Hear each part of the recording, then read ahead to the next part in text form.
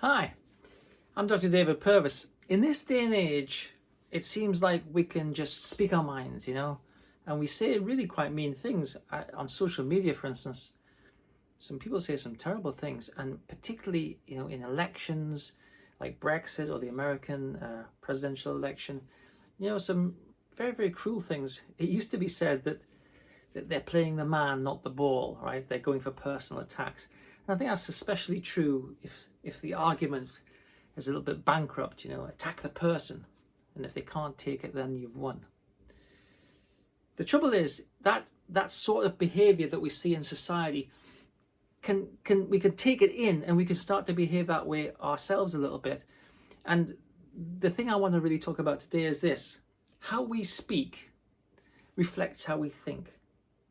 And so the repertoire of things that we might be able to say also reflects the repertoire of things that we might also think.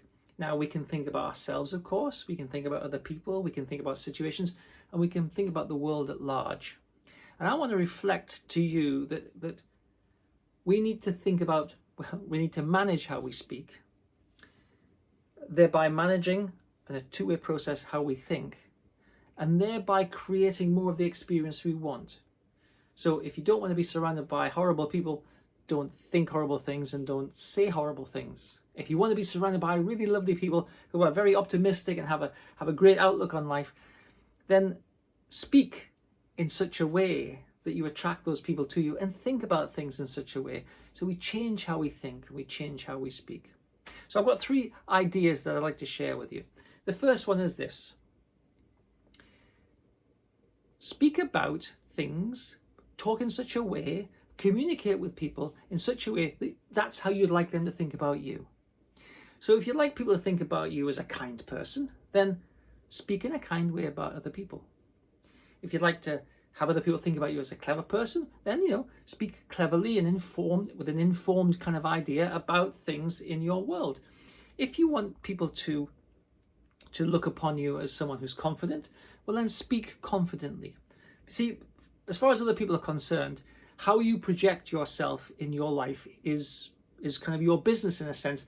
And they tend not to judge how you project yourself unless it's really over the top, which gets, narcissistic. But, confident, people don't care. They'll just assume that you're confident.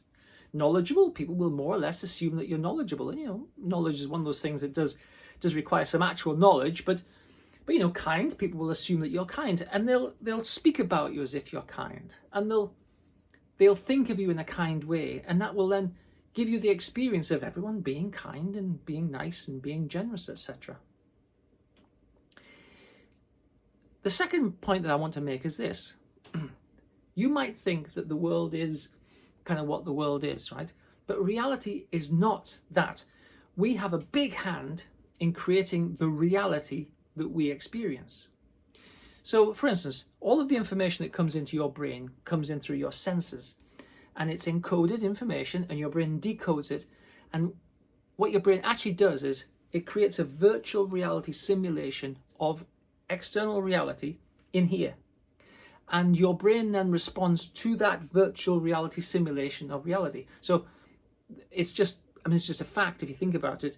You might look at the grass, or you might look at these books behind me and say, well, that's a red book, that's a blue book, right, fine.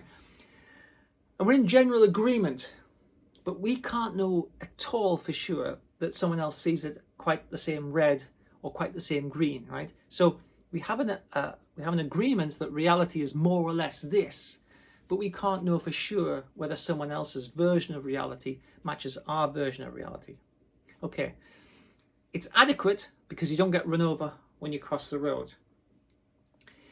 But your version of reality in here also encapsulates how you think about things, how you think about other people, how you think about experiences.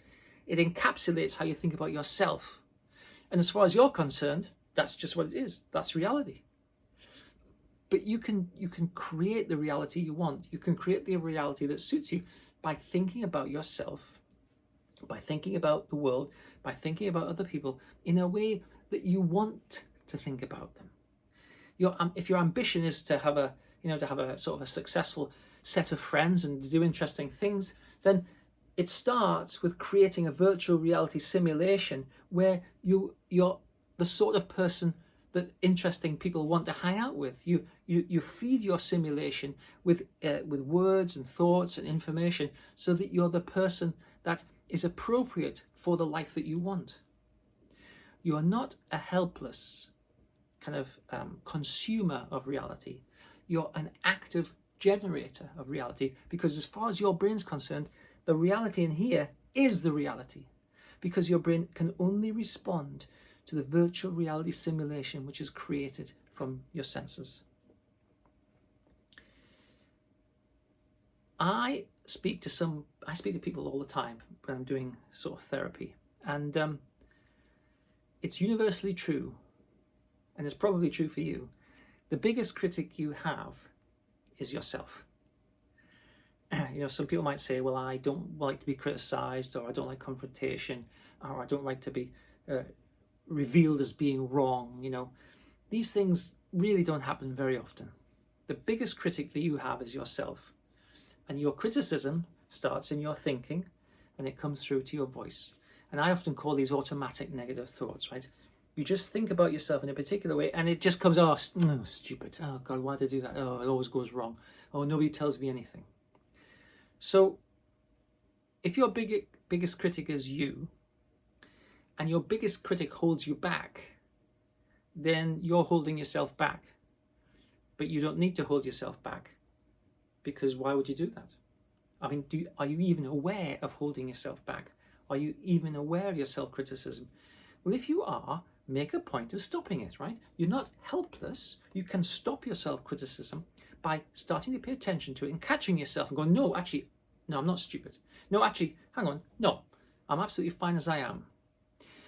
By challenging it, by recognizing that your self-criticism is a massive overestimation, typically a massive overestimation of your faults and failings, and an underestimation of your strengths and resources.